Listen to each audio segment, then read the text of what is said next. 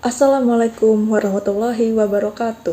Kami dari kelompok 2 akan mempresentasikan materi metode pemberdayaan masyarakat Rapid Rural Appraisal atau disingkat dengan RRA. Di sini kami beranggotakan Nora Zilawati, Sofia Nur Aulia, Putri Jebri Aning Tias, Binti Sofia, Tiara Oktadewi Violeta, Emilia Ayu Wahyuni, Ade Intan Suryaning Rahayu, Wuri Handayani, Elvina Nadiatus Syifa, Yasmin Maulidina, Maya Mahasrani, Berliana Lestari, Farera Putri Igral Salsabila, dan Anggun Purbasari. Oke, terima kasih atas kesempatan yang telah diberikan. Di poin pertama ini kita akan berbicara tentang pengertian metode RRA atau Rapid Rural Appraisal. Apa sih metode RRA atau Rapid Rural Appraisal? Metode RRA atau Rapid Rural Appraisal merupakan salah satu metode dalam pembangunan masyarakat desa yang digunakan untuk pengumpulan informasi secara akurat dalam waktu yang terbatas ketika informasi pembangunan masyarakat desa harus segera diambil.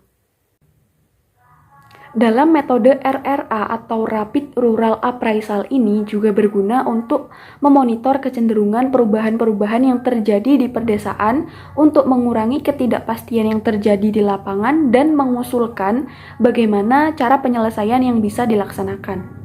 Selanjutnya, pengertian metode RRA menurut para ahli. Yang pertama, menurut B.B. James tahun 1995, metode RRA atau Rapid Rural Appraisal menyajikan pengamatan yang dipercepat yang dilakukan oleh 2 atau lebih pengamat atau peneliti, biasanya dengan latar belakang akademis yang berbeda. Metode ini bertujuan untuk menghasilkan pengamatan kualitatif bagi keperluan pembuat keputusan untuk menentukan perlu tidaknya penelitian tambahan dalam merencanakan dan melaksanakan kegiatan. Lalu yang kedua, menurut Robert Chambers, pakar yang mengembangkan konsep ini, mengartikan bahwa metode RRA sebagai sekumpulan pendekatan yang mendorong masyarakat pedesaan untuk turut serta meningkatkan dan mengkaji pengetahuan mereka mengenai hidup dan keadaan mereka sendiri, agar mereka dapat menyusun rencana dan tindakan pelaksanaan.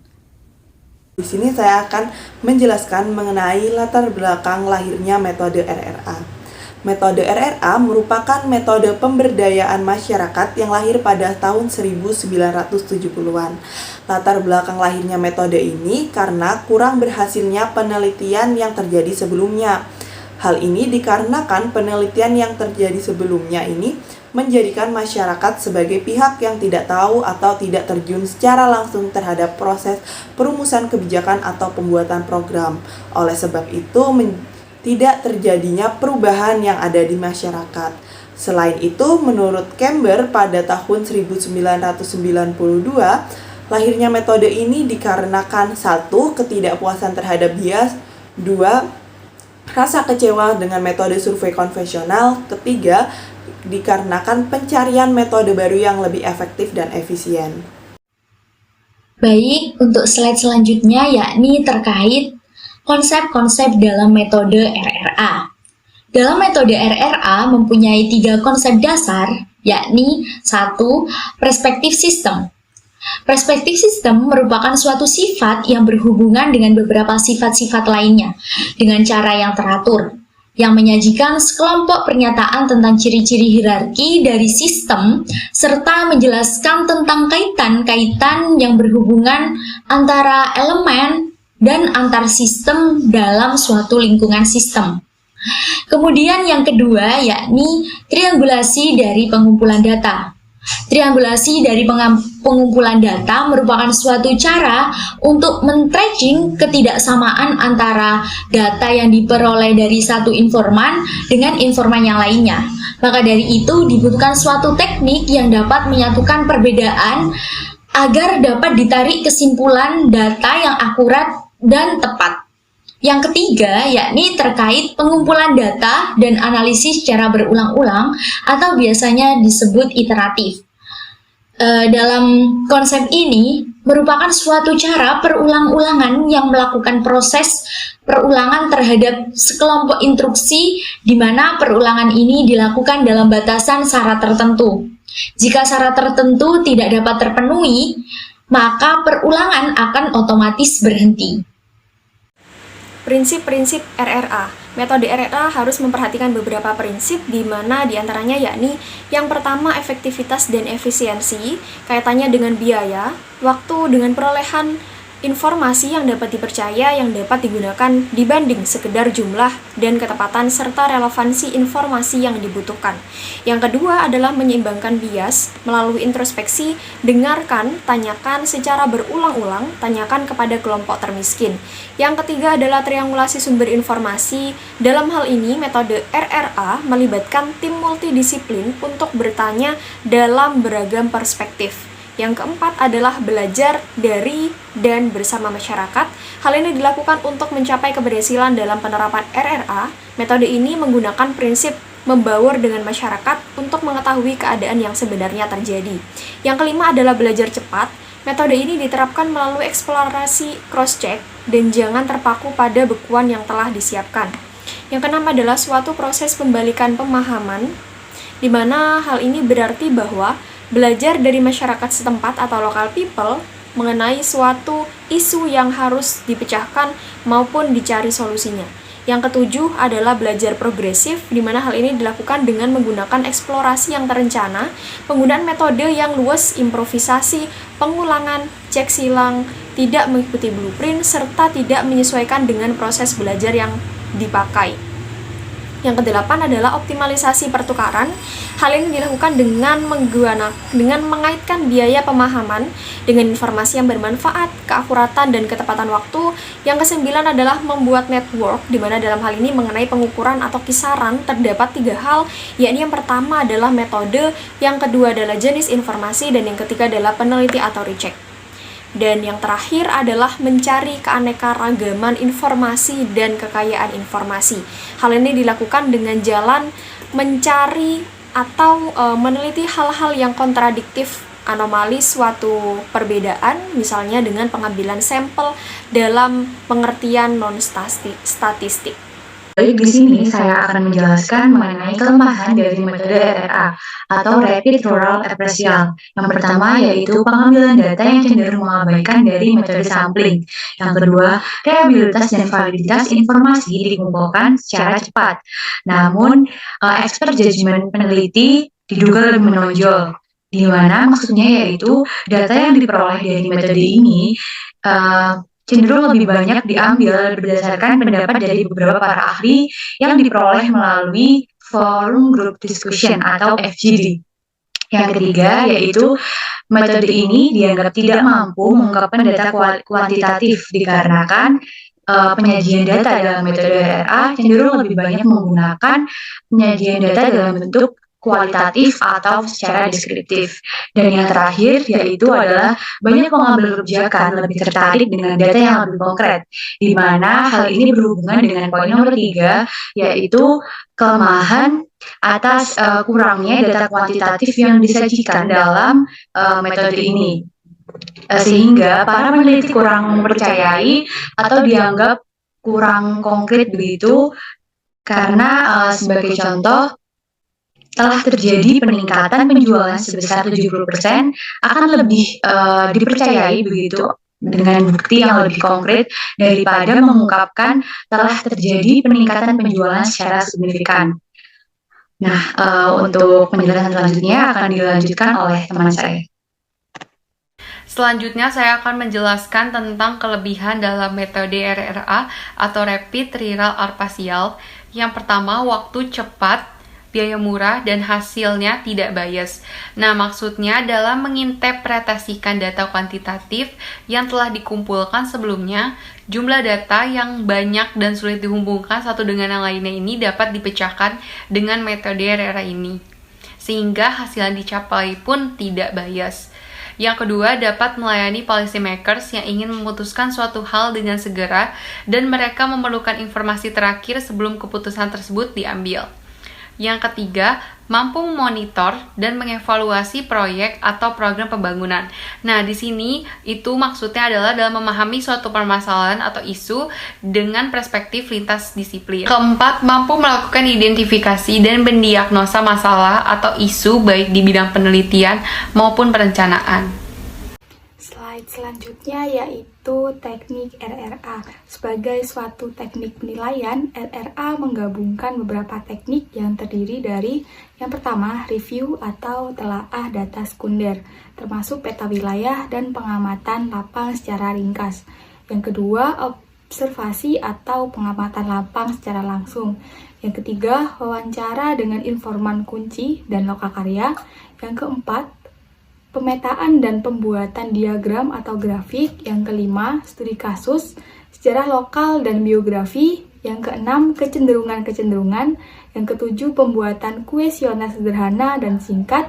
Dan yang terakhir yaitu pembuatan laporan lapang secara cepat. Selanjutnya adalah contoh studi kasus dari penerapan metode pemberdayaan masyarakat Rapid Rural Appraisal atau RRA dengan judul Pemberdayaan Masyarakat Miskin melalui pemanfaatan limbah kopi Robusta menjadi berikut di Desa Harjomulyo, Kabupaten Jember. Kabupaten Jember sebagai salah satu kabupaten di Jawa Timur memiliki penduduk miskin yang terletak di Desa Harjomulyo, Kecamatan Silo. Salah satu yang menjadi indikator kemiskinan masyarakat Desa Harjomulyo yaitu tidak adanya akses dalam lapangan kerja dan mata pencaharian yang berkesinambungan. Mayoritas penduduknya itu bekerja sebagai petani kopi. Namun pada umumnya mereka yang bekerja sebagai petani kopi tidak mempunyai pekerjaan lain setelah masa panen, sehingga mereka dengan terpaksa menganggur. Dengan adanya fakta kemiskinan pada masyarakat Desa Harjomulyo, Maidah, seorang mahasiswa Universitas Jember, melakukan pemberdayaan masyarakat dengan memanfaatkan sumber daya alam desa, yaitu limbah kulit kopi Robusta yang dimanfaatkan menjadi sumber daya energi alternatif berikut. Penelitian ini menggunakan pelatihan sebagai upaya pemberdayaan masyarakat. Pelaksanaan pemberdayaan ini ditujukan kepada para ibu rumah tangga yang berprofesi sebagai petani kopi. Selain karena banyaknya waktu luang yang tidak dimanfaatkan setelah masa panen berakhir, pembuatan berikut ini juga membutuhkan ketelitian dan ketekunan, sehingga sangat cocok jika diterapkan di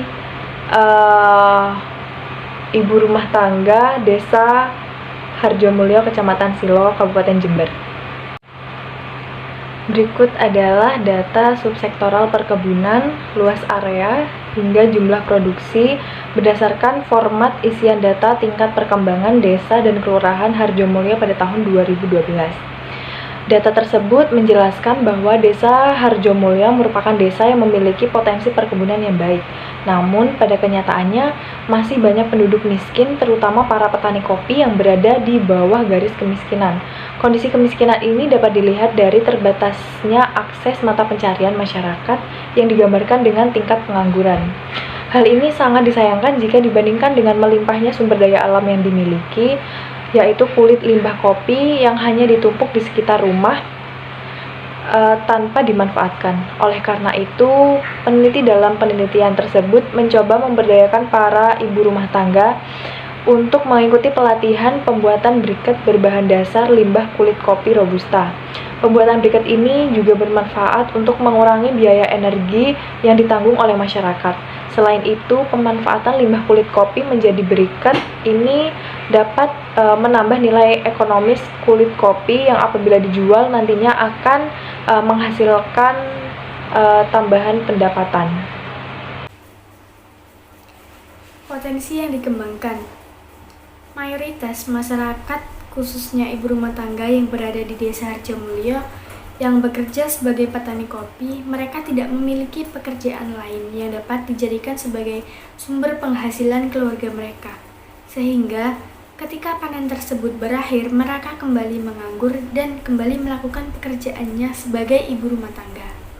Berdasarkan permasalahan tersebut, maka peneliti merumuskan bagaimana potensi yang harus dikembangkan dengan memberdayakan masyarakat miskin di Desa Harjomulyo melalui pemanfaatan sumber daya alam yang ada, sehingga masyarakat memiliki kegiatan yang produktif yang dapat dilakukan ketika waktu luang setelah panen tersebut berakhir.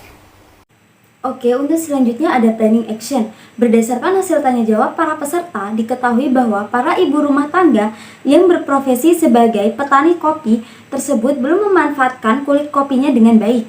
Kemudian, peneliti menyampaikan rencana kegiatan pelatihan pemanfaatan limbah kulit kopi Robusta menjadi briket kepada peserta FGD. Kemudian memilih para peserta FGD yang sesuai dengan kriteria subjek penelitian untuk mengikuti pelatihan pembuatan briket. Baik, selanjutnya saya akan menjelaskan dampak dari pelatihan. Dampak yang dapat dirasakan oleh ibu rumah tangga setelah adanya pelatihan ini adalah meningkatnya pengetahuan dan keterampilan ibu rumah tangga mengenai briket dari kulit kopi. Jika sebelumnya ibu rumah tangga setelah panen kopi itu menganggur, sekarang ibu rumah tangga bisa memanfaatkan limbah kopi sebagai briket. Selain itu, pelatihan ini juga meningkatkan produktivitas, di mana kulit kopi yang biasanya dianggap sebagai limbah sekarang mampu dimanfaatkan dan memiliki daya jual. Briket ini juga efisien sebagai pengganti bahan bakar gas dan minyak karena harganya yang tergolong murah. Ini adalah kesimpulan. Berdasarkan hasil penelitian dan pembahasan, upaya pemberdayaan yang dilakukan melalui pemanfaatan limbah kulit kopi Robusta menjadi briket berdampak baik pada peningkatan kualitas hidup masyarakat. Peningkatan kualitas hidup ini dilihat dari peningkatan pengetahuan dan keterampilan yang dimiliki, sehingga dapat dijadikan acuan guna meningkatkan produktivitas masyarakat. Dilihat dari tingkat efisiensi penggunaan, produk pelatihan yang dihasilkan berupa briket ini memang tidak lebih efisien jika dibandingkan gas dan minyak tanah. Namun, briket ini dapat dijadikan alternatif jika harga gas dan minyak tanah mahal.